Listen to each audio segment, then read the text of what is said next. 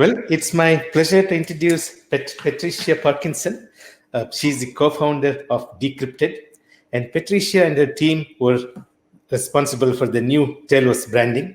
And it's hi, Erica. Hi, thanks for having me. So it's exciting to hear the story about how the new Telos branding came about. Well, we are glad to have you both here. Please take it from here. Thanks for having us. Today, I wanted to bring Erica on as well. She's worked with us, Decrypted, on the Telos brand, as well as a number of different branding projects. And we've had a couple of conversations with the Telos community over the last month as we've rolled out the Telos brand about some of the decisions that went into the new design and the Indigo Circle. And we feel like we've given a lot of airtime. And today we want to focus a little bit more on this new concept of creating a decentralized brand. I've been branding for about 15 years, and this was a totally new concept for me when we started working with Telos, and it's something that's really exciting. And there isn't really a known blueprint on how to do this. So Eric and I kind of want to just like jam out loud on the considerations that came to play and the things that we're learning along the way. And we think that brands like this are going to become more and more relevant in the blockchain space and within Telos. Yeah, anything to add on that, Erica? Yeah, I think one of the things that we're really looking at is Telos has an existing community.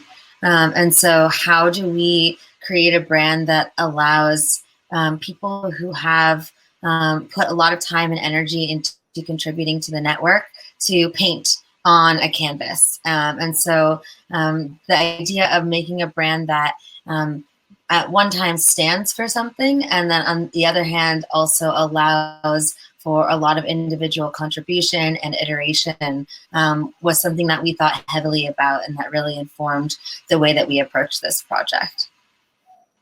Yeah, and just to build off of that, like let's start by defining what a decentralized brand actually is.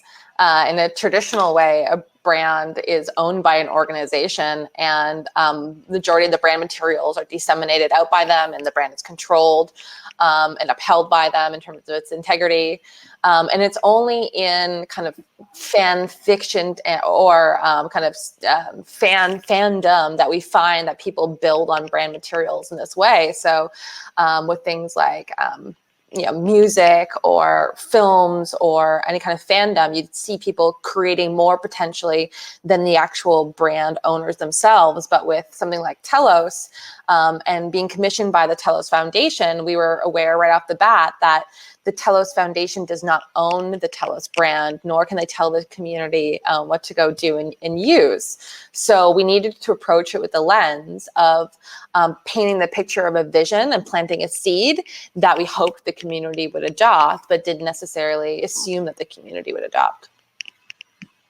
At least, when I was brought on to think about Telos, looking at the word Telos itself became sort of a lighthouse for us, in that Telos as a term stands for purpose. And so, in terms of thinking about how would we allow the brand to stand for something, it became very clear to us that there was a container that we were building for a lot of different people who had a lot of different purposes to unite together and to find each other.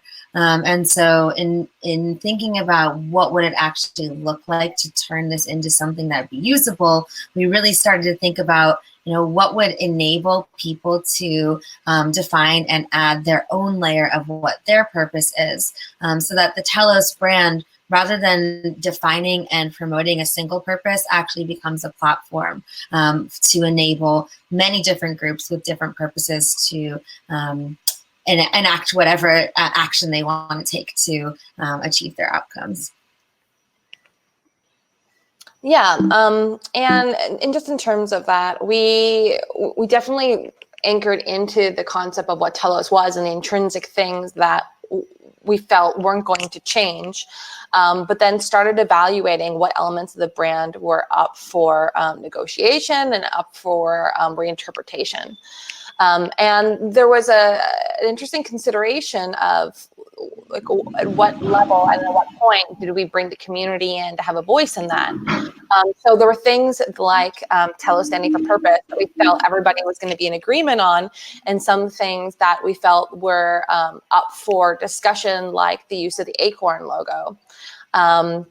And one of the challenging decisions in doing the brand, along with doing any brand, is like design by committee. We don't want to have too many voices too early in the process, because that will limit creativity and the direction that we're most serving like an outcome here, which is to grow the network. So we wanted to pursue the creation of the brand to a point where the vision was coherent, and strategically engage voices along the way to help make sure that we were in alignment with not just how we saw the network, but how everyone within the network saw it as well, while doing this balancing act of realizing that in Telos' true potential, its largest audience doesn't even know of it yet.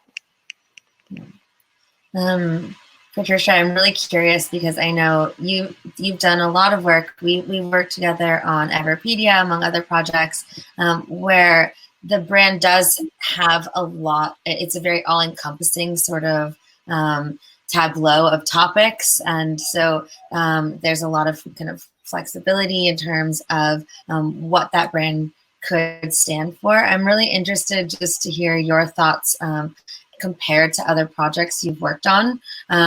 What were the considerations that made this so different than a lot of the other things you've done? Yeah, I actually think back to some early conversations we had with Justin.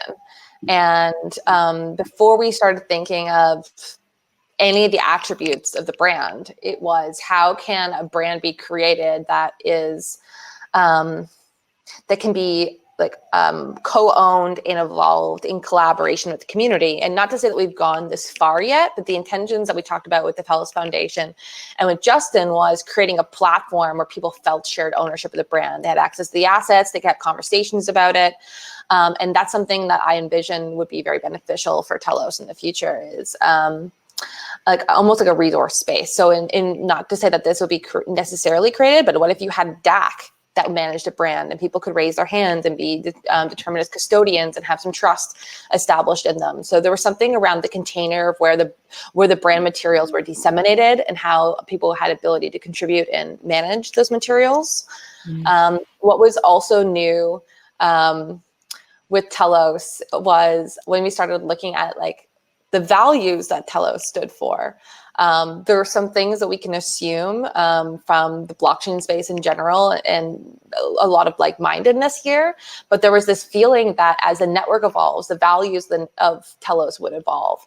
So rather than, for example, creating a manifesto with 3 different values, what if we, this was ideating, but what in future if we created a space where people could propose a value that they held and other people in the community upvote it, but that be like ever-changing and a living thing? That was an interesting concept. That the brand stood for could shift over time, but have the level of transparency and accessibility to its community.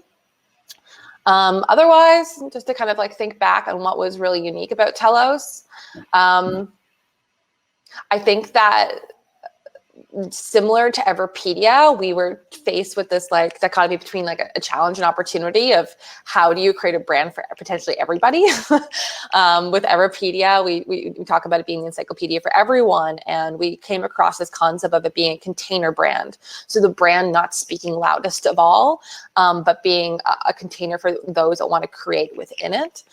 So in the case of Everpedia, it would be the article content that spoke loudest, and Everpedia is kind of like an accent behind it. And we were looking at ways that Telos could do that as well, which inevitably became the circle as a blank canvas. And something that we felt all different types of stakeholders and audiences in Telos would hopefully share as a similar value, which was humanity's Telos, or the collective flourishing of humanity.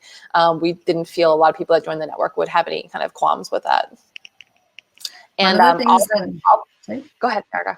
Yeah.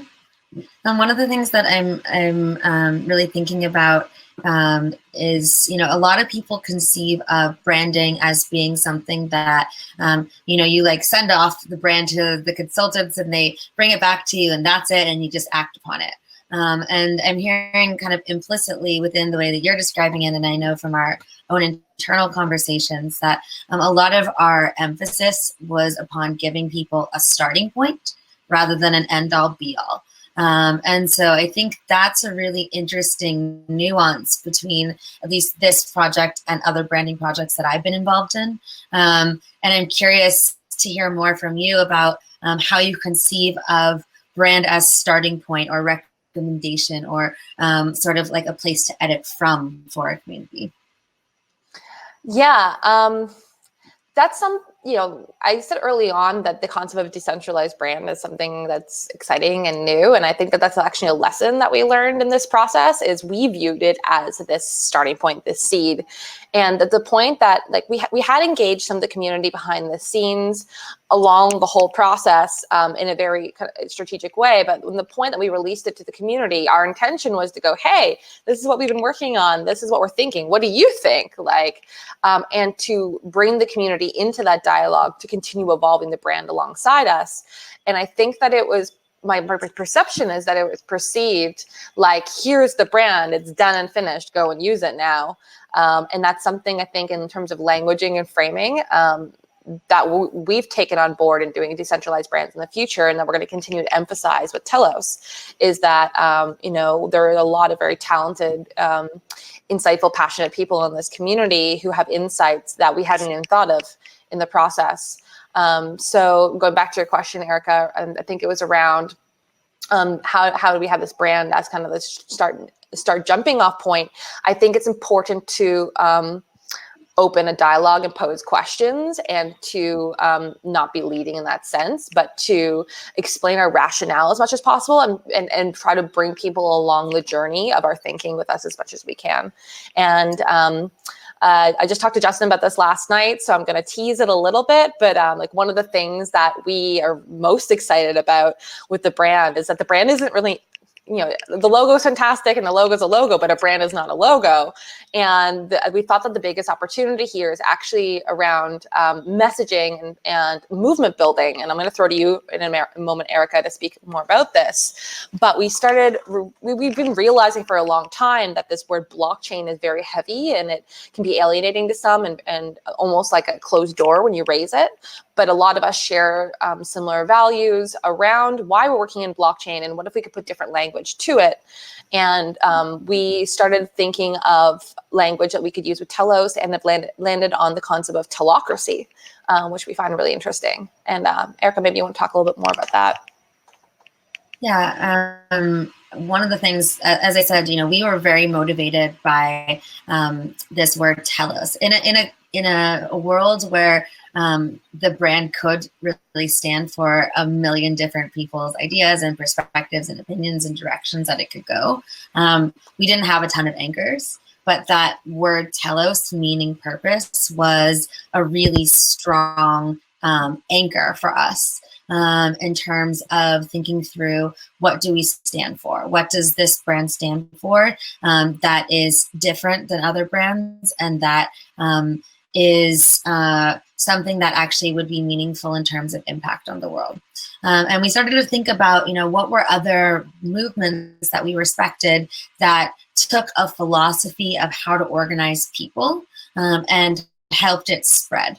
And so, for instance, one of the things that has really influenced Patricia and I and the team that we work with is the concept of holacracy and the idea of having new ways to distribute the way that we collaborate and the way that we make decisions within a team who are actually trying to accomplish something meaningful. And we saw a really close parallel with Telos in that way, in that for at least in the way that I perceive it, Telos really relates to the power of what can happen when people become united around a shared purpose. And so in terms of an organizational structure and in terms of helping people get things done and in terms of, people feeling like they're part of something.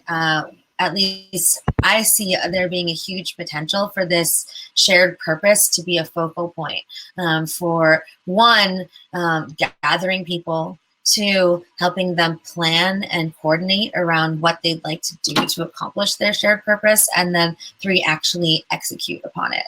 And so that was something that we started to really look deeply at, is what would it take to help people actually unite around a shared purpose. And so in my estimation, the word telocracy can really potentially become a powerful stand-in for this concept that when people are united around a shared purpose, they are more effective in achieving their aims, and they are more effective in terms of creating ripple effects in the world. And so it's something that we are looking into ways to present and to, basically memify within the Telos community. And that's something that we are actively in conversation around. And I know that you and I would both love to invite people to share what their thoughts are around the idea of sort of creating a broader movement from this sprout of this word Telos, and helping to coordinate people around what would purpose-driven movement building do for the world? What would that look like? And how could Telos be a guiding light for people who are inspired by that philosophy? Yeah, just making sure my audio is still working, because I plug in my, okay, cool.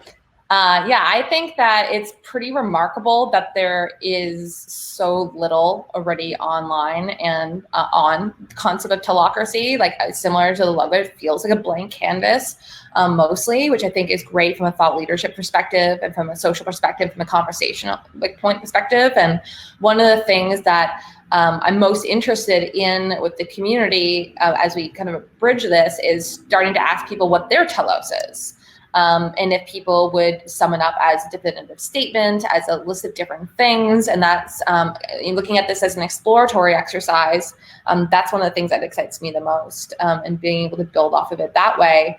And I think that that's a much easier entry point with people, where, for example, Erica and I had attended a blockchain conference last year and hosted a sidebar session on around a thesis that in blockchain, we talk way too often on the how and tend to bury people, and not enough on the why. And in some of my experiences in talking with blockchain groups and hosting meetup organizations, that's what's really, I feel, ignited people and brought people and lit them up the most, is when we start talking about like practical use cases and social applications that was relevant to them. And when we were talking about how can we introduce the concept of blockchain or introduce these things that we're passionate about to people in our lives, that why being a very strong entry point. So for example, when you're speaking with someone, finding out what they're passionate about, and then finding examples in blockchain that apply over to it, or framing it through their lens in that way. And I imagine telocracy can be a bridge similar to that. What do you think, Erica? I like what you're saying, because I think, one of the things that we've seen in terms of thinking through the Telos brand is that there is definitely a bridge that needs to be built between the people who are the fibers that are building Telos right now. The people who are the passionate, committed supporters, who are putting in the hours, who are putting in the energy. Those of us who are here on this, conference right now are the people who are sort of the bleeding edge of the Telos movement. And it doesn't end with us. We are the beginning of this tidal wave. And so as we are looking toward what's coming next, I know at least what makes you and I really passionate, and what's something that I've heard from most of the people in the blockchain space who have encountered over the years, is that we are all looking toward a future where people who don't necessarily identify as crypto enthusiasts or blockchain people actually understand that we're just building tools to make a new world where power and value are treated differently. and where contribution is encouraged. And there's a lot of different philosophies that are nested within the thing that we're building here.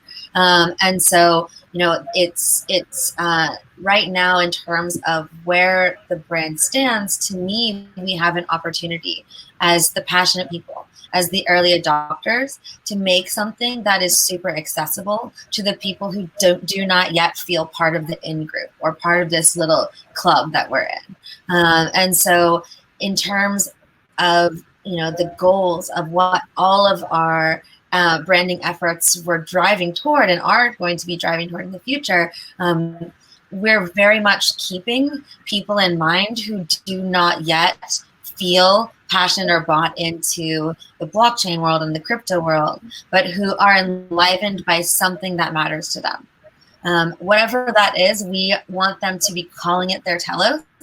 We want them to be recognizing that they have something within them that is a passion that's driving them, and that there's other people out there who share that passion, and that with a network like Telos, they can find those people, they can collaborate, and they can birth actual real change by working together. To me, that's the dream of Telos.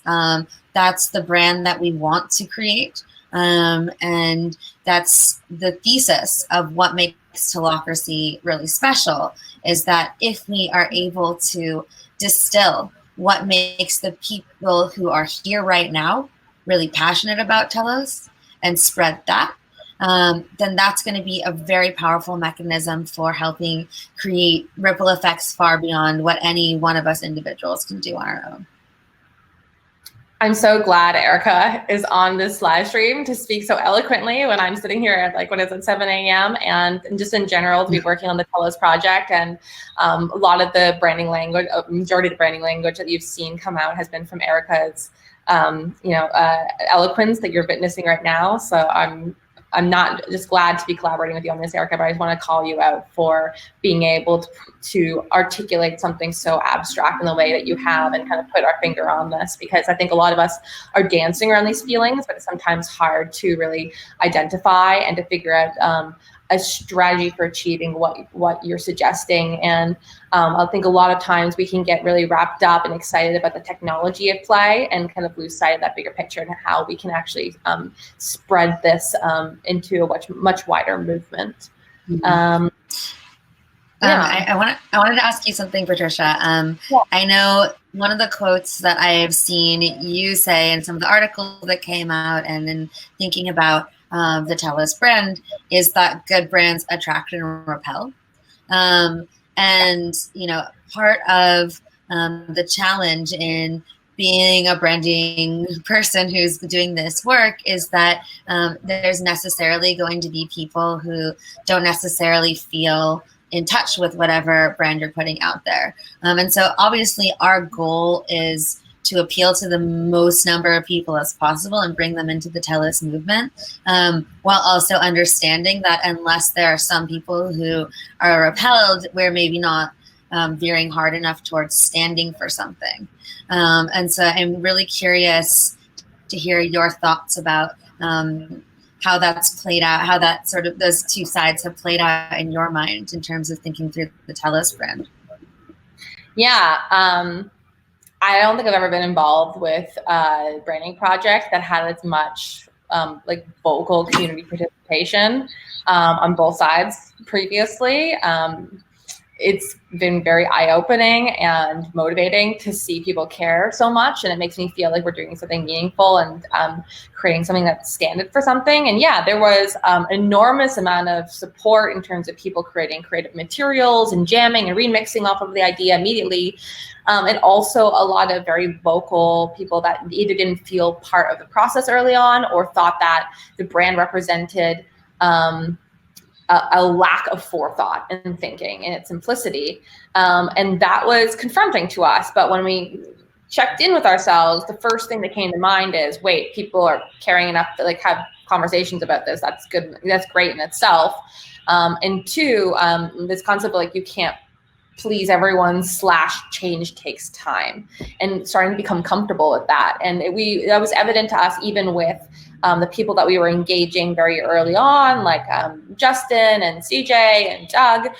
the brand didn't land with them immediately as a hell yes. It took some time to kind of sink in, but our perceptions were when it did, it really landed strongly, and that's what mattered the most. So I think that just in general with branding, and just to underline in terms of our experience here, I see the branding exercise as a success in that way, and having it generate so much participation being indicative of us creating something that's very meaningful. And I think it's important to also realize that with a decentralized brand like this, there isn't going to be one centralized, cohesive form of it, but it's going to splinter into being modular.